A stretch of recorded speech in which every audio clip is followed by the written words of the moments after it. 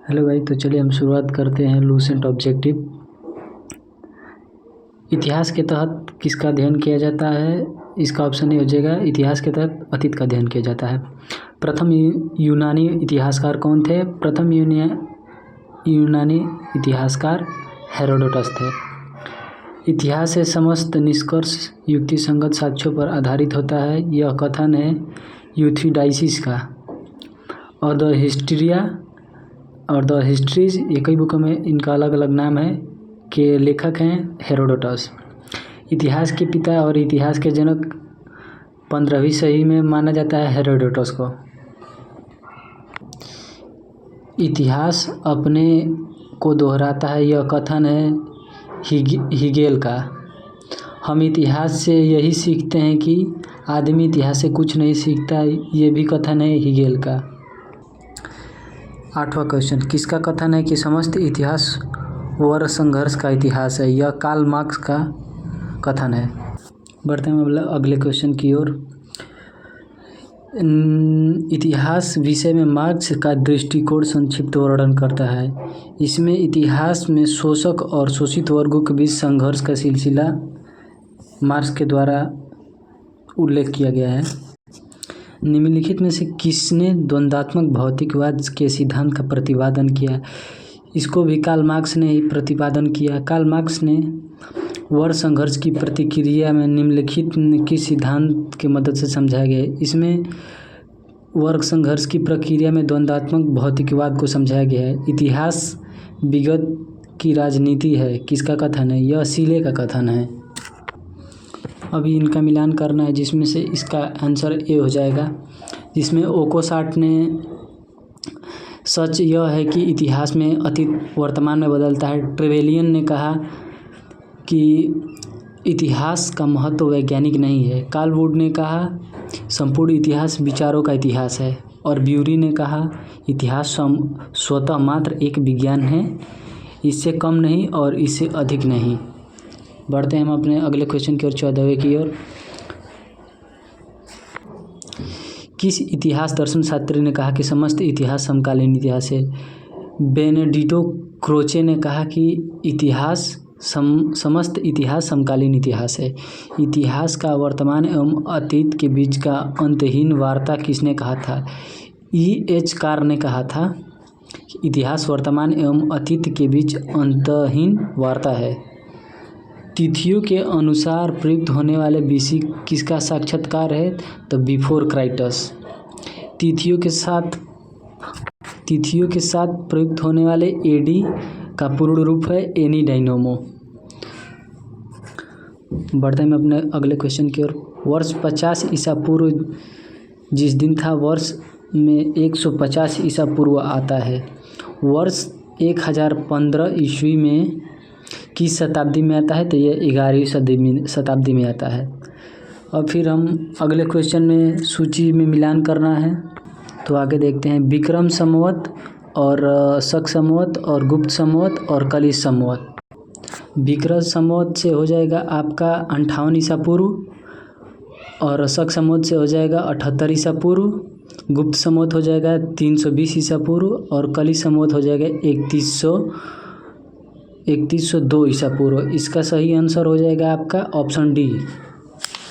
अब हम बढ़ते हैं अगले अपने 21वें क्वेश्चन की ओर। विक्रम संवत कब प्रारंभ? विक्रम संवत 58 ईस्वी में ईसा पूर्व प्रारंभ हुआ, और शक संवत का प्रारंभ सम्राट अशोक के शासनकाल में 78 ईस्वी में हुआ, जिसके कनिष्क कहा जाता है। भारत में राष्ट्रीय पंचांग किस संवत पर आधारित है? तो यह शक संवत पर आधारित है। गुप्त संवत 1920 और 319 और 320 ईस्वी के प्रारंभ में करने का श्रेय दिया जाता है चंद्रगुप्त प्रथम को। चंद्रगुप्त प्रथम ने गुप्त संवत का प्रारंभ किया किस उपलक्ष्य में? इन्होंने अपने राज्याभिषेक के स्मारक में राज्यारोहण जब हुआ, तब उस समय यह लागू किए। अगले क्वेश्चन में निम्नलिखित कथनों पर विचार कीजिए, नीचे दिए गए कुट में सही उत्तर चुनिए। इसमें से सही आंसर हो जाएगा आपका 1, 2, 3, क्योंकि इसमें विक्रम संवत आगे पीछे हम पढ़े कि विक्रम संवत में विक्रम संवत की शुरुआत 58 ईस्वी पूर्व में, शक संवत की 78 ईस्वी में हुई, ईसा पूर्व हुई, और गुप्त संवत का 319 से प्रारंभ हुआ। तो यह तीनों ऑप्शन सही है। जबकि भारत में मुसलमान का युग 1192 से हुआ है, तो ये ऑप्शन गलत है। तो इसका ऑप्शन सही हो जाएगा सी। हर्षवर्धन में 606 ईस्वी में हर्ष संवत की स्थापना किस उपलक्ष्य में की थी? हर्षवर्धन ने भी अपने राज्यारोहण के उपलक्ष्य में इसकी संवत की उपलक्ष्य में मनाया। निम्नलिखित में वो कौन सा संवत है जिसमें कलचुरियों द्वारा प्रेरित किए जाने वाले कारक कलचुरी संवत भी कहलाता है? त्रैकुटी संवत। चालुक्य विक्रम संवत का प्रचलन किसने किया है? चालुक्य का विक्रम संवत का प्रचलन विक्रमादित्य 5वें ने किया, 6ठे ने किया। निम्नलिखित में से नए संवत चलाने का यश प्राप्त है लक्ष्मण सेन को। नए संवत चलाने का यश प्राप्त है लक्ष्मण सेन को। निम्नलिखित में से कौन सा वर्ष दिसंबर 2009 में शक संवत होगा? तो ये हो जाएगा ऑप्शन ए आपका 1931 में। विक्रम संवत 2070 को ईस्वी में संवत में रूपांतरित करने पर इसका मान 2013 हो जाएगा, क्योंकि इसमें घटा दिया जाता है शक संवत हो या विक्रम संवत। इसमें दोनों में शक संवत में बढ़ाया जाता है, जबकि इसमें घटाया जाता है।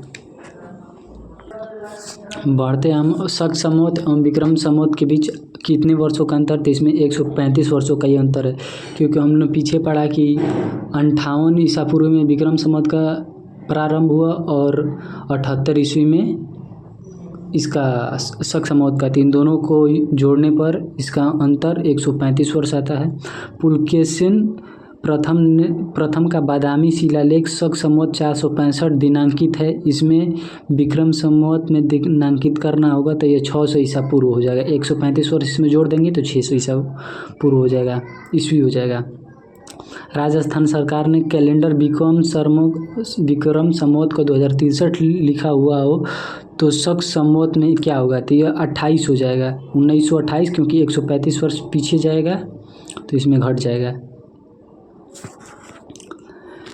और पुरातत्व के स्तर पर विन्यास पद्धति निम्नलिखित में किसको समझाने के लिए प्रयुक्त की? भौतिक अवशेष को समझाने के लिए यह प्रयोग किया गया है।